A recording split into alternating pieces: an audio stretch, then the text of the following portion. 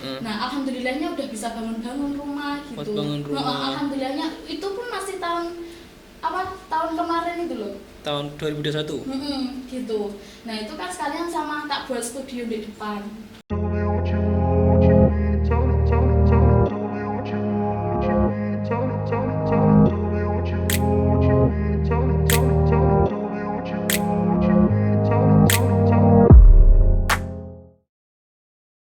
Assalamualaikum warahmatullahi wabarakatuh. Kembali lagi di podcast Open Show SMKN Tulungagung bersama saya Erik Juanda yang akan mengundang beberapa alumni SMKNU yang dari kesehatan dan dari jurusan teknik. Bisa diperkenalkan dulu masing-masing dari jurusan apa aja ini? Mulai dari Mas yang dua ini. Ayo yang pakai baju batik duluan. Ya, baik, sebelumnya perkenalkan nama saya Muhammad Yusuf Mustafa. Saya alumni dari jurusan TKJ. Saya angkatan 2020. Monggo, Mas. Ya, sebelumnya Assalamualaikum warahmatullahi wabarakatuh. Perkenalkan nama saya Bayu Setiawan. Saya dari alumni TBSM, lulusan tahun 2020 juga. Selanjutnya mbak-mbaknya ini. Baik, perkenalkan nama saya Risma Diria Rosa. Saya alumni dari SMKNU jurusan Multimedia tahun 2020. Terima kasih. Oke, next. Ya, saya Khairul Afni Mahmudah dari jurusan Farmasi, lulus tahun 2020. Oke. Setelah perkenalan diri, sekarang kalian ini kesibukannya apa aja yang di rumah? Udah pada kerja atau masih mencari kerja? Alhamdulillah sudah bisa sendiri. Oke, udah punya usaha sendiri ya? Alhamdulillah. Kalau yang mbaknya ini usahanya apa? Yang baju hitam? Saya? Iya, kamu. Kan yang sebelahnya pink. Oh gitu ya. Alhamdulillah sekarang udah punya studio sendiri sih, studio mini di depan rumah aja. Oh, studio mini. Oke, kalau sebelahnya sekarang kesibukannya apa? Kerja. Kerja. Di mana kerjanya? Kerjanya di Apotek Klinik Pratama Syafa Medika Lebih tepatnya di daerah mana itu? di daerah Batangsaren. Batangsaren, Kauman. Iya. Next, masnya ini yang dua. Alhamdulillah saya udah wirausaha sendiri di rumah. Wih, keren, wirausaha. Buka apa wirausahanya di rumah? Bengkel sepeda motor. Oh, bengkel sepeda Iya. motor. Dari tahun berapa? Masih kemarin kok ya, bulan April kemarin. Oh, April. Jadi udah jalan berapa bulan ini? April, Mei, Juni. 3 bulan. 3 bulan, iya. Selanjutnya dari Mas yang pakai baju batik. Oh, kalau saya sendiri sih masih kuliah di Universitas Negeri Malang, jurusan Prodi Pendidikan Teknik Informatika. Prodi Teknik Informatika. Sekarang udah semester berapa? Udah semester 5 ini, masuk 5 ini. Semester 5 ya. Iya. Bentar lagi PKL. PKL sama KKN juga. KKN juga. Oke. Setelah kegiatannya apa aja, terus saya mau nanya lagi keterkaitannya kalian kan kan kalian sekolahnya di sini jurusannya SMK ada yang dari teknik, ada yang dari kesehatan. Itu kira-kira ilmu yang kalian dapat itu sesuai nggak sama dunia kerja kalian saat ini? Kepake nggak ilmu yang didapat kemarin? Alhamdulillah kepake sih ya. Kepake. Teman-teman kepake ya. Kepake semua. Alhamdulillah semua kepake. Semua kepake. Semua kepake. Misalnya apa yang kepake? Yang sering kalian pakai? Dari ilmu foto sih sebenarnya banyak banget ya. Cuma ada beberapa juga dari attitude mungkin. Terus dari ilmu-ilmu foto juga. Mungkin buat kalian semua. Dari yang lain apa aja? Kalau dari saya itu semua saling keterkaitan menurut saya. Mulai dari pelajaran kejuruan itu kan pasti. Terus dari pelajaran matematika juga, waktu menghitung cc sepeda motor itu pakai matematika. Terus ada pelajaran kimia, waktu saya memperbaiki aki itu kan ada juga rumus kimianya. Jadi ya saling keterkaitan lah. Jadi hampir kepake semua ya, Iya, yang hampir. didapat di sini ya. Heeh. Kalau masnya ini sebelahnya waktu kuliah Kalau kuliah sih lebih ke jurusannya sih Mas ya. Jadi yang lain itu ibaratnya basicnya itu masih anak SMA, MA dan luar dari jurusan TKJ itu lebih sulit menyesuaikan dari pelajarannya dulu, pelajaran yang ada di perkuliahan itu. Kayak contohnya kayak pelajaran apa itu jaringan, yang lain belum bisa sebenarnya. Saya sendiri juga belum terlalu bisa, tapi udah ada basicnya jadi nggak terlalu sulit untuk memahaminya. Itu aja sih Mas. Sama untuk kayak pembiasaan bisa lebih berbeda dari teman-temannya gitu. Pembiasaan seperti Biasanya apa seperti kayak harus on time masuk sekolah, terus apanya itu pembiasaan sholat duha juga, biasanya sholat duha di sebelum berangkat ke apa itu sebelum berangkat ke kampus gitu. Oh, tapi di kampus ada juga pembiasaannya. Kalau di kampus sih belum ada sih Mas, cuman soalnya kan ya beda-beda agama gitu. Iya. Oke, keterkaitannya itu ya jadi ya. Kalau oh ya, pengalaman yang menarik selama kalian belajar di SMK apa aja? Dari sana dulu kan. Oh, dari sini dulu. Oke. Dari mas-masnya ini dulu apa? Pengalamannya apa dulu yang paling menarik? Kalau dari saya ya, pengalaman saya tuh banyak ya sebenarnya. Yang paling menarik itu waktu di organisasi. Ya waktu di organisasi waktu sekolah dulu saling keterkaitan dengan wirausaha saya. Contohnya waktu public speaking dengan konsumen itu. Jadi lebih percaya diri, lebih bisa menjelaskan ke konsumen gitu. Terus ada lagi pengalaman diikut sertakan lomba di bidang sepeda motor juga. Mulai dari lomba skill contest di Madiun kemarin, lomba LKS di SMK 1 Bandung juga. Jadi kamu yang mewakili kemarin dia lombanya. Wih, keren ya. Tepuk tangan dulu dong. Kalau dari ini yang masnya pakai baju batik? Kalau saya sendiri sih lebih ke apa ya, semangat belajar sih Mas. Soalnya kan dulu di apa itu belajarnya kan di apa itu di Pondok Mia. Nah posisi di sana juga nggak ada kantin, jadi sambil menyelam minum air lah. Jadi di sana itu sembari sekolah saya juga kayak jualan gitu sama teman-teman kemarin juga. Jadi pengalaman yang berkesan sih itu sih Mas. Jadi udah jiwa entrepreneurnya sudah tumbuh gitu saat di SMK itu. Sekolah sambil jualan juga. Iya ya? jualan. Buat iseng-iseng doang atau buat uang saku? Buat uang saku sih sama bantu-bantu orang tua biasanya. Gitu. Oke, dari mbaknya pengalaman yang paling berkesan selama di SMKNU itu apa aja kira-kira? Berbagai pengalaman juga. Ini apa pengalaman yang paling berkesan?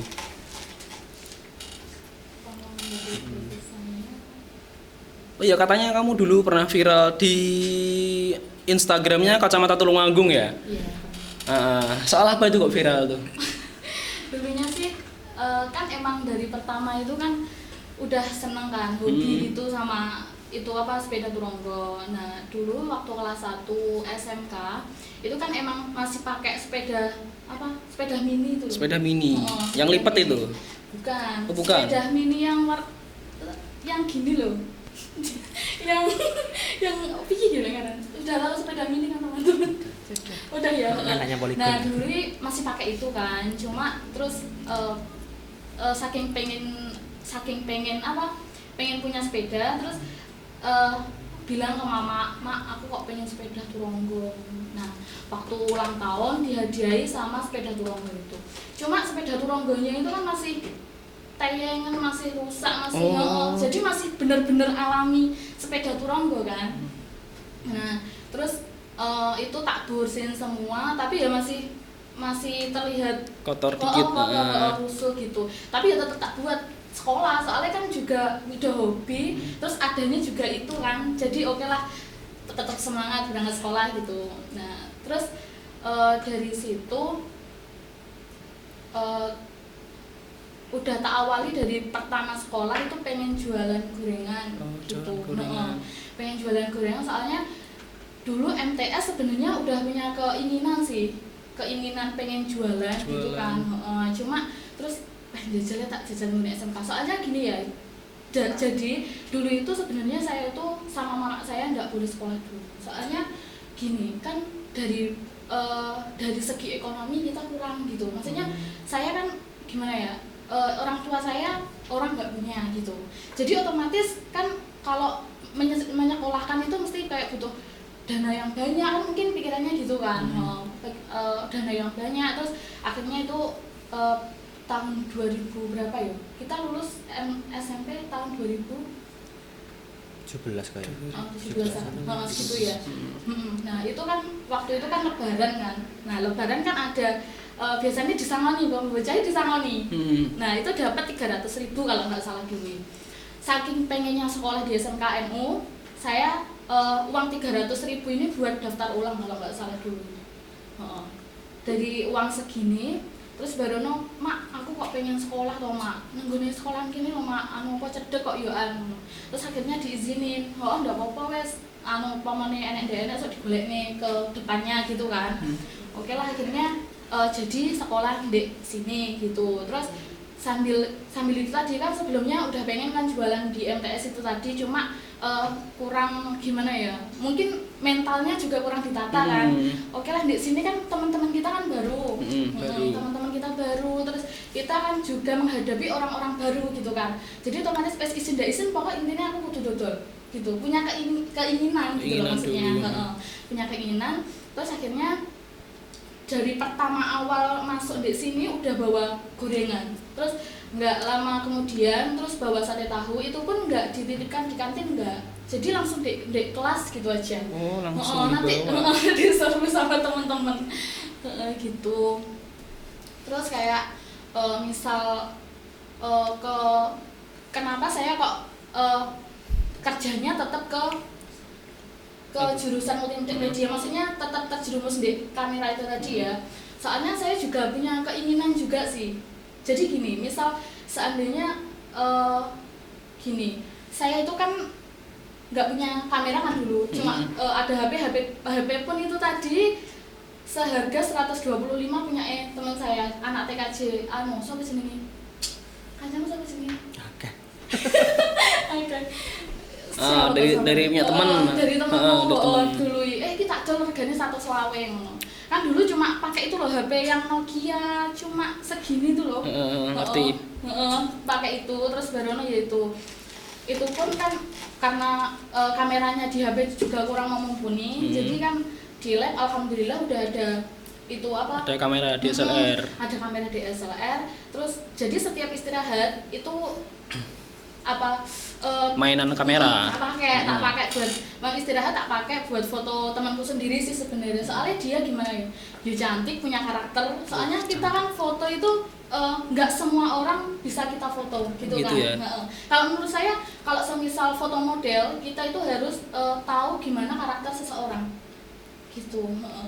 Nah, misal itu tadi kan setiap istirahat kan semua teman-teman pada kemana-mana, saya kalah dulu ambil kamera, izin kan sama gurunya, terus langsung cus ke itu, ke mana, sebelah selatannya itu kan ada lapangan.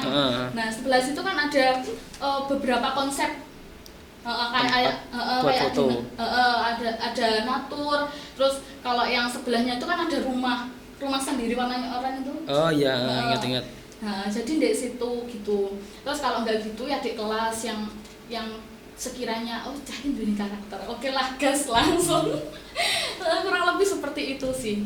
Jadi pengalaman yang paling berkesan itu mempunyai jiwa usaha dari MTS dan sekarang jadi di SMK ini lebih dikembangin lagi nih ya. Sampai sekarang ya punya studio sendiri.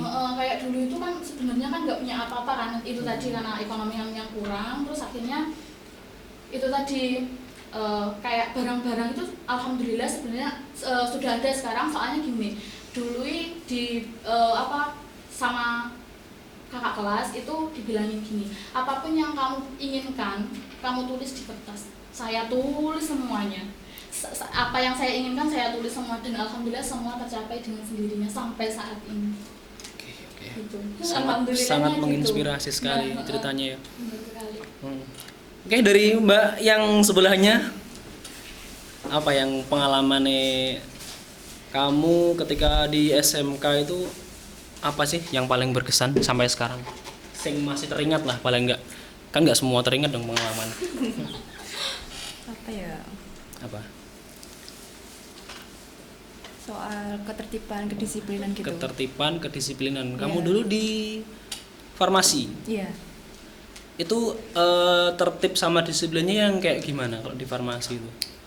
Ya kayak masuk sekolah, terus pakai seragamnya itu harus rapi juga, harus bersih juga. Terus masuk lab juga itu harus rapi, pakai jas lab juga gitu. Terus Waktunya harus on time ya on ini. time. Saat meracik obat juga itu harus disiplin juga. Oke. Lalu pengalamannya udah ya tadi ya.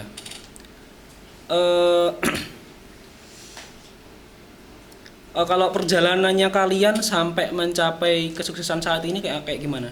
Misalkan rule apa kayak gimana ya?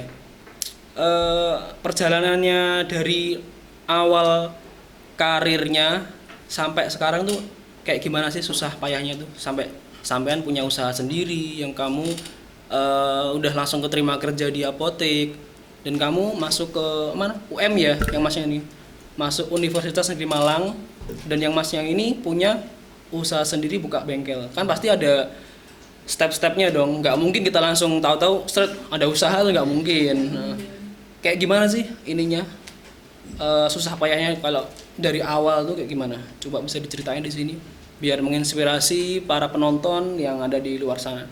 Mulai dari yang masnya dulu aja, yang punya bengkel tadi ya. Oh iya iya. Nah, yang punya bengkel. Waktu lulus sekolah dulu tahun 2020 ya.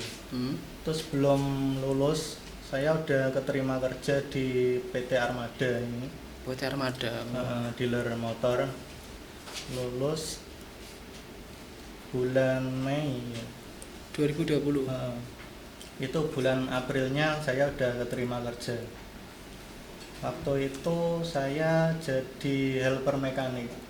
Jadi cuma bantu-bantu teknisi gitu. Bantu membersihkan, bantu servis gitu. Itu selama kurang lebih 3 bulanan. Terus dipindah divisi jadi admin penjualan spare part. Ini penjualan spare part. Itu kurang lebih 7 bulan. Jadi di Armada itu kurang lebih 1 tahunan. 1 tahun di Armada. Dari mulai April 2020 sampai Mei 2021. Terus setelah itu saya punya keinginan buka bengkel sendiri, tapi belum ada modal. Nah, terus lanjut ke Kalimantan, merantau saya. Di Kalimantan. Itu kerjanya apa aja di Kalimantan? Di konstruksi bangunan gitu. Konstruksi bangunan. Selama berapa tahun? Berapa lama? Kurang lebih 8 bulan kemarin. 8 bulan ya. Langsung bisa buat modal usaha di rumah. Alhamdulillah. Jadi tinggi ya penghasilan Iya, sana ya. alhamdulillah tinggi. Jadi di Kalimantan itu 3 bulan di Tarakan, Kalimantan Utara. Terus pindah di Balikpapan. Balikpapan. Terus saya pulang bulan Januari kemarin. Januari 2022. 2022. Terus ada rekrutmen pelatihan di Balai Latihan Kerja Di BLK. Polosari. Polosari. Ya. Itu jurusannya servis sepeda motor injeksi. Nah, di situ saya ikut pelatihan selama kurang lebih 1 bulan. 1 bulan. Terus dari situ saya punya skill. Terus saya aplikasikan di wirausaha itu. Jadi ya, mesti setelah dari SMK itu masih cari pelatihan baru di BLK biar supaya lebih mateng. Terus akhirnya gimana ininya? Akhirnya buka bengkel itu sebenarnya banyak sih bengkel-bengkel tetangga itu. Dari satu desa itu ada kurang lebih 10 bengkel sebenarnya. 10 bengkel. Terus dari situ saya berpikir kok banyak ya bengkel di sini. Terus gimana nanti nasib bengkel saya gitu. Saya buat sebuah perbedaan dari sebuah bengkel saya itu. Perbedaannya di bengkel saya itu menangani motor injeksi khususnya. Tapi kalau motor konvensional sebenarnya juga bisa. Tapi saya khususkan ke motor injeksi. Jadi ya mulai scan injeksi pakai komputer itu, terus infus injeksi bisa. Jadi alatnya udah lengkap ya di rumah. Ya alhamdulillah enggak. Keren.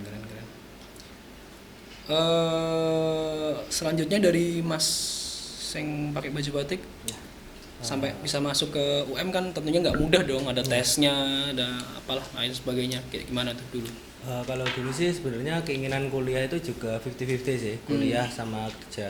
Soalnya juga ada orang tua itu kan sebenarnya juga kekurangan. Jadi ada opsi antara kuliah sama kerja di Jepang kalau nggak salah dulu itu. Oh, di Jepang. Ya, jadi pas itu udah undi-undi sih Mas, kayak pas SBMPTN itu buat kayak di hati itu udah buat kayak perjanjian. Ini kalau nggak keterima itu nanti berangkat ke Jepang itu.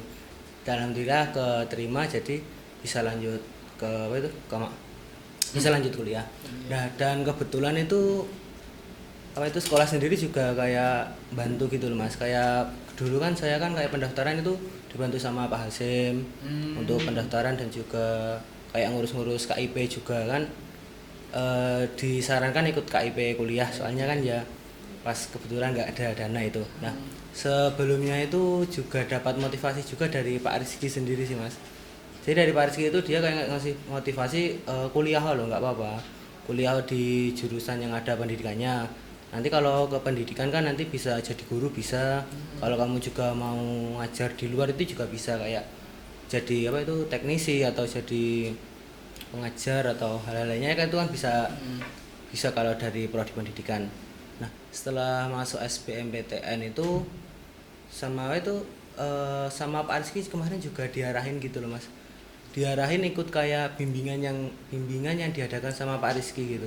Jadi Pak Rizky sama teman-teman itu ngadakan bimbingan, di mana itu seharusnya bimbingannya itu full 1 bulan di Pondok Blitar kalau nggak salah, lupa aku.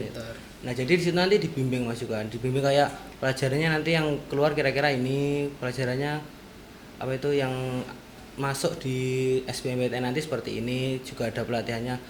Sebenarnya kalau mondok mungkin lebih kerasa Mas ya, kayak pendidikannya, terus kayak setiap pagi juga ikut kegiatannya pondok, terus kalau malam juga ada kayak tanya jawab. Jadi kan kemarin kebetulan pas ada corona itu jadi semuanya dilakukan daring. Tapi walaupun dilakukan daring itu rasanya sangat kerasa gitu loh Mas. Kayak pelajarannya itu kan kayak ada Google Meet juga, terus ada kayak tanya jawab, sharing-sharing. Jadi itu lebih kayak kita pelajari, kita juga dikasih tahu jawabannya gitu, nggak cuma kita suruh ngerjain tapi nggak dikasih jawabannya gitu. Terus ada penjelasannya juga dari tutor-tutor dan juga pengalaman dari sebelum-sebelumnya itu semua. Nah, setelah itu bisa masuk di Malang itu juga alhamdulillah kebetulan juga dapat kenalan orang orang Tulungagung juga. Jadi iya, jadi kebetulan juga sama satu prodi, jadi kebetulan bisa bangun kelas juga bareng dari. Jadi satu prodi itu sebenarnya belum terbentuk kan, kalau masa PKKMB kan belum Mas, itu belum kenal satu sama iya, lain. Belum satu sama lain. Nah, itu ada satu forum, di mana satu forum itu kayak kita kenalan satu orang Tulungagung yang kuliah di Malang. Nah, itu kebetulan saya kenalan sama teman saya yang juga satu prodi, terus kita saling kenalan. Setelah saling kenalan kita buat satu grup, di mana satu grup itu himpun satu prodinya kita gitu. Nah, itu jadi nanti di prodinya itu kita nyari satu sama lain yang belum masuk siapa gitu. Setelah sudah sampai ya alhamdulillah grupnya sampai sekarang masih solid sih Mas. Kalau ada apa bisa saling sharing gitu juga. Apa nama grupnya? Formasta? Bukan sih Mas, kalau Imagum sih Mas, kan di Malang kan, di Ikatan Mahasiswa gitu. Jadi saya kenalnya UM itu dari Imagum itu Mas. Oh, dari situ ya malah. Iya, malah saya nggak tahu itu di kuliah lanjutannya gimana itu. Kalau nggak ada Imagum mungkin saya nggak tahu lanjutannya kayak gimana. Iya. Oke. Dari Masnya udah. Kalau dari ini Mbak siapa tadi yang warna hitam bajunya? Risma. Mbak Risma. Dari Mbak Risma gimana Mbak? Jadi dulu waktu kelas 3 SMK kalau nggak salah kelas 2 apa kelas 3 ya, itu kan udah ikut MUA. MUA. Iya. Oh iya, MUA. Jadi dulu kan waktu awal-awal babat lah ya. Iya. Nah, dulu itu kan dulu kan punya kakak kelas namanya kan Kak Firis kalau nggak salah, anak farmasi. Dia kan mau udah lulus 1 tahunan kalau nggak salah. Nah dia kan mau apa itu namanya, mau priwet kan. Terus disuruh yang motoin saya. Terus tak pengalaman pisan lah moto couple gitu kan. Terus akhirnya kita photoshoot di outdoor kan. Nah kebetulan itu yang make up itu ada budenya kalau nggak salah, budenya. Nah dia kan budenya juga waktu itu butuh fotografer memang. Nah waktu itu masih dibayar sekitar 150-an. Itu udah sewenangnya, jenis pokok sewenang banget. Apalagi kan masih sekolah kan. Dulu kan saku itu 2.000 rupiah, 2.000, 1.000 itu SMK. Satu hari? Iya. Nah sekitar segitu sih dulu, 2.000. Terus dikasih 5.000 pas pokok mumar banget. Nah ini apalagi kan kerja terus dikasih 150 itu udah senengnya minta ampun gitu loh. Dan ternyata si siapa MUA-nya itu tadi itu cocok sama jepretan saya gitu. Kan soalnya kan semua ngedit saya, jebret juga saya gitu kan dulu. Nah terus kemudian dari situ ternyata dari teman-teman FG kan ikut komunitas fotografer Indonesia. Nah itu dari teman situ juga ada yang ngajak, misal kamu di freelance gimana, mau apa enggak gitu. Nah saya soalnya gini, pengalaman itu emang penting banget. Nah, nomor 1 menurut saya itu pengalaman niat. Nah itu. Nah saya kan pengen cari pengalaman di mana-mana kan. Oke akhirnya dapat teman fotografer juga di luar gitu. Akhirnya diajak wedding. Meskipun itu saya itu nggak motret paribasan, cuma bantu pose gitu kan. Termasuknya saya sudah mencari pengalaman dari situ kan. Oh ternyata weddingnya itu seperti ini, seumpama di lapangan seperti ini gitu kan, sudah tahu lah dasarnya, udah tahu. Dasarnya ngerti. Gitu. Nah terus dulu itu waktu SMK kan pernah diajak sama Pak Heri untuk seminar. Kalau nggak salah itu multimedia kan muridnya ada 38. Nah dan alhamdulillahnya yang diajak kalau nggak salah 3 orang. Saya, Dimas, sama teman saya Wahyu Akbar kalau nggak salah. Itu kalau nggak salah dulu. Nah dari situ kan kalau seminar itu kan sharing juga kan, sharing juga, terus kita dapat pengalaman juga dari situ. Nah waktu di situ juga ada photoshoot juga dari model-model luar kota juga gitu. Nah kita kan juga kenal sama fotografer di mana-mana kan, maksudnya di luar Tulungagung juga banyak gitu. Nah terus akhirnya setiap ada event KFI itu tetap ikut, tetap hadir gitu. Nah terus setelah itu dari situ kan emang saya itu waktu viral dulu itu kan ada toko JC Store, itu kan toko skincare, make up, tas dan lain sebagainya, pokok peralatan perempuan. Nah itu saya dulu waktu SMK kelas 3 itu juga kerja di situ. Jadi kerjanya itu 4 jam kalau nggak salah dulu. Dan jadi pulang sekolah langsung ke tempat kerja toko itu. Gitu. Itu pun masih bawa tempat gorengannya juga dari sana itu. Nah dan alhamdulillah dari situ ngumpulin uang buat gini. Emang dari dulunya emang saya itu pengen punya studio juga kan, pengen punya studio, terus pengen apa-apa, pengen kamera, pengen laptop, pokoknya pengen yang buat terangkup sama alat-alat yang buat sendiri studio gitu. Nah dan itu pun berlangsung ngelompoknya pokoknya nyantol langsung beli alatnya. Nah waktu itu kan kalau nggak salah saya itu juga beli kamera second, lensa second itu dari Pak Heri juga. Soalnya di luar kan belum tentu kita di online itu bener kok barangnya apik apa enggak gitu kan. Nah dan akhirnya dapat dari Pak Heri lensa, dari Pak Heri kamera juga dari Pak Heri, dan alhamdulillahnya itu saya itu dibantu, dibimbing gitu. Jadi setiap apapun pokoknya apa-apa sama bilang gitu. Jadi kan setidaknya ini orang dekat gitu loh. Orang dekat gitu. Nah, terus sih waktu itu kan sudah berjalan lama, kalau nggak salah 2021, masih ingat saya 2021 awal-awal bulan itu kan saya di online itu kan pengen upgrade beli kamera lagi kan. Nah, cuma duitku nggak ngelumpuk sampai semene gitu kan. Akhirnya kan saya masih kerja di CC. Nah dari situ saya nggak gajian selama 4 bulan kalau nggak salah. Buat beli kamera? Nah sebenarnya buat beli kamera, cuma karena teman-temanku katanya P2D regane nggak sampai semono loh, regane maksudnya gini, P2D regane nggak semono, minggu kamu dihapusi bla bla bla bla bla. Soalnya kan sebelum beli kan sharing sama temen, ya rego semene iki piye gitu kan. Dan akhirnya nggak dapatnya itu malah alat kayak payung, tripod gitu. Dan alhamdulillahnya tak cantolkan ke situ saja gitu. Jadi selama 4 bulan nih tanpa gajian, tanpa libur juga. Gitu. Terus barono dan alhamdulillahnya sekarang di rumah kan udah ada studio mini sendiri dan alat-alatnya pun sebenarnya pengen upgrade lagi, cuma kan kita butuh modal lagi kan. Gitu. Terus sekarang ini juga bisa make upin juga. Jadi seumpama ada dulunya sih awalnya iseng sih, cuma lihat MUA waktu make up kan. Kok pengen. Terus coba-coba lah di rumahnya tak coba-coba, tetanggaku sendiri tak make upin sendiri sampai terus. Nah akhirnya ada klien juga yang pengen mbak aku semisal pengen photoshoot di rumahnya Saman gimana, tapi sekalian make up yang make upin sampean kan udah tahu jepretannya selalu tak upload kan.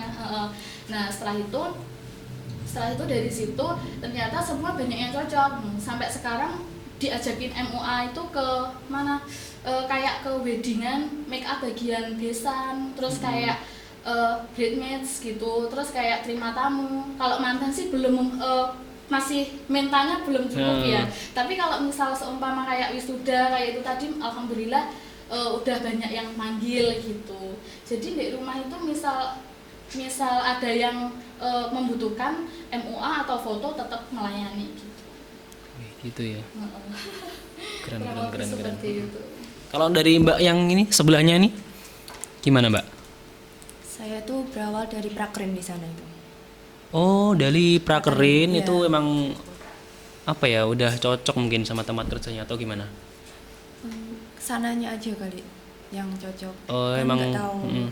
Di sana itu 2 bulan prakerinnya. 2 bulan. Ya, terus dipanggil 5 orang. 5 orang dipanggil, yang 2 itu kuliah, yang 1 enggak mau. Terus yang 2 ke sana. Terus yang kedua ke sana, terus alhamdulillah yang kepanggil saya. Kamu satu doang toh, siapa kamu toh? 1 orang. Gitu, oke. Iya. Kalau kebiasaan baik semasa sekolah yang sampai sekarang itu sering dilakukan apa aja dari keempat-empatnya ini? Kebiasaan maksudnya apa ya? Kayak misalkan sholat duha atau kalau apa? selebihnya sih sholat duha yang masih tertanam sholat duha. Cuma Sampai ya meskipun sekarang. jarang tapi tetap dilakukan gitu loh. Masih teringat gitu. Soalnya itu kan kebiasaan setiap harinya dan setiap paginya. Jadi ini ya ke bawah sampai sekarang ya. Insya Allah seperti Padahal dulu di sekolahan mau sholat duha dioprak-oprak, harus diingetin. Tapi ya syukurlah sekarang sadar semua ya ini. Sensasinya Penting. Kalau ini yang terakhir, siapa guru favorit kalian dan nasihat guru yang paling diingat dari keempat-empatnya ini? Kalau saya sih Pak Denny. Pak Denny ya. Kalau Pak Denny dulu itu benar orangnya itu tegas. Tapi sebenarnya orangnya itu santai, cuma melihat dari sekilas gitu cuma saya ingat dengan kata-kata beliau, banyak-banyaklah bersedekah, karena bersedekah itu enggak mengurangi rezeki kita, tapi malah menambah rezeki kita. Dan itu saya buktikan memang benar. Memang benar. Itu semua keluarga saya itu ya, ini bukannya ngapik-ngapik keluarga enggak. Tapi emang buktinya seperti itu. Mulai dari ibu saya itu emang dulu-dulunya sampai sekarang itu emang gimana ya? Kalau sedekah itu emang enggak pernah lupa. Jadi waktu itu dulu pernah juga pengalaman ya. Ibu saya gimana ya, kayak selebihnya bukan ngasih kayak gimana, sedekah itu loh, kayak zakat misalnya. Oh, zakat. Zakat kan sebelumnya nggak pernah zakat, dan alhamdulillah tahun kemarin itu udah zakat. Nah itu kan padahal cuma beberapa ya, cuma beberapa saja, tapi yang dihasilkan yang dihasilkan sebelumnya itu kan mamane rumahku itu kan nggak semaju gitu kan, maksudnya masih standar lah. Nah alhamdulillahnya udah bisa bangun rumah gitu. Bangun rumah. Nah, alhamdulillahnya itu pun masih tahun kemarin itu loh, Tahun 2021. gitu. Nah itu kan sekalian sama tak buat studio di depan, kurang lebih Gitu seperti ya. itu. Karena sedekah itu memang benar-benar mujarab banget kalau Oke. menurut saya.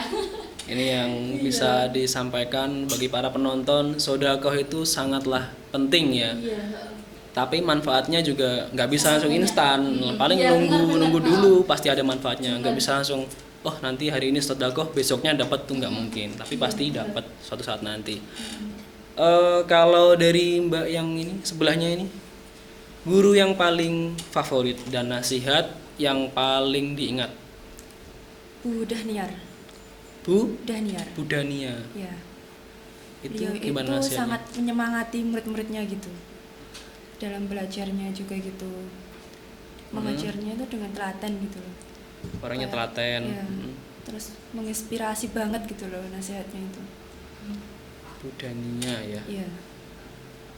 Kalau dari ini, dari Mas yang dua ini, guru yang paling favorit dan nasihat yang paling diingat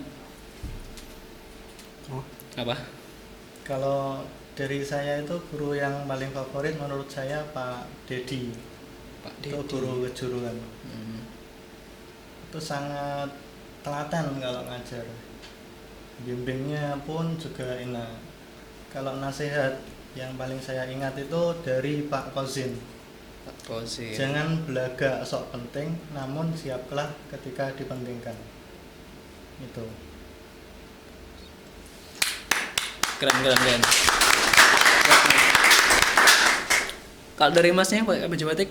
Kalau Apa ini? saya sendiri sih mungkin ke Pak Anton sih. Oh, Pak Anton. Pak Anton. Soalnya dari kejuruan itu yang bisa bimbing saya sampai ke perkuliahan itu beliau. Jadi kayak belajar mikrotik, belajar jaringan dan juga lain-lainnya itu dari Pak Anton. Jadi lebih basic ke TKJ-nya itu dari Pak Anton.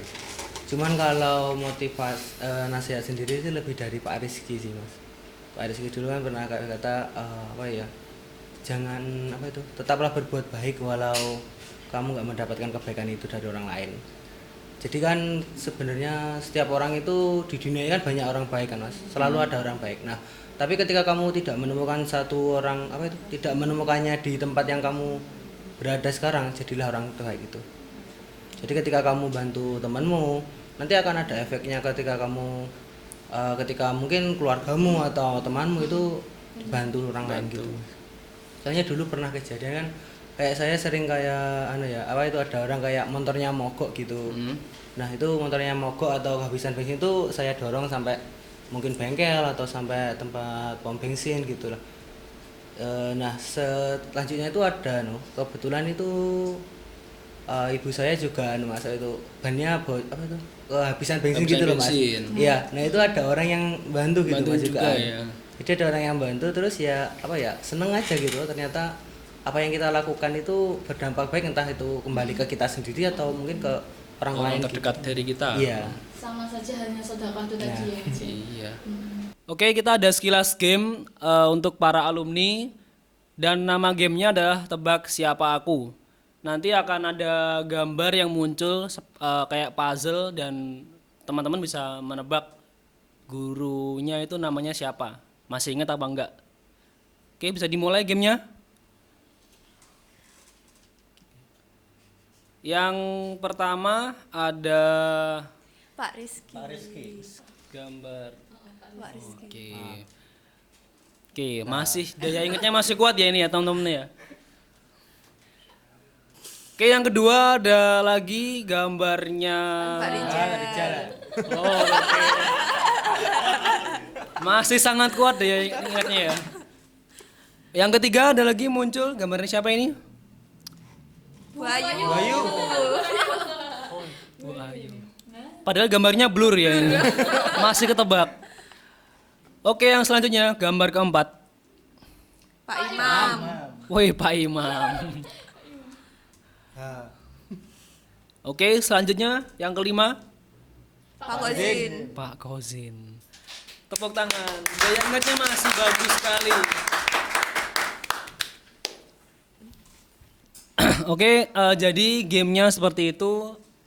Sekedar untuk mengingatkan teman-teman ini masih ingat atau enggak sama Bapak Ibu yang ada di SMKNU. Ternyata daya ingatnya masih kuat ya. Setelah 2 tahun lulus ternyata masih ingat siapa saja beliau yang ada di gambar. Oke, sekian pengalaman dari teman-teman SMKNU Tulungagung.